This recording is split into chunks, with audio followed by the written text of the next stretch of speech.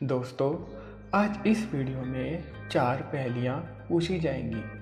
हर पहेली का जवाब देने के लिए आपके पास 10 सेकंड है। जवाब के लिए अगर ज़्यादा टाइम चाहिए हो तो वीडियो को दरमियान में रोक भी सकते हैं। तो चलिए शुरू करते हैं। सवाल नंबर 1, वो क्या है जो लड़की कभी भी सच नहीं बताती?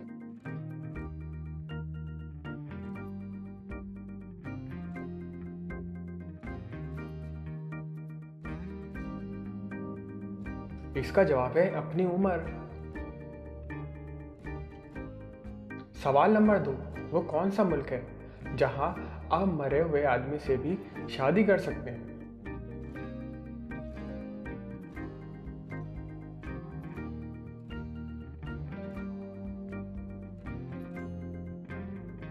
इसका जवाब है फ्रांस में।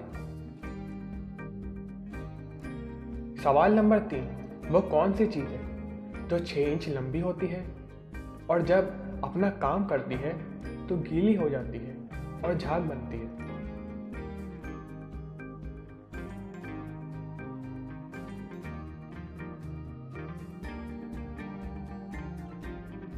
इसका जवाब है टूथब्रश।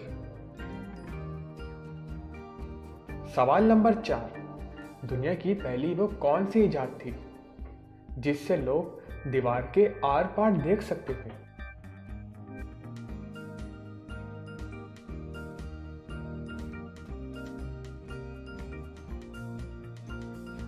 इसका जवाब है दीवार में सुराख करके।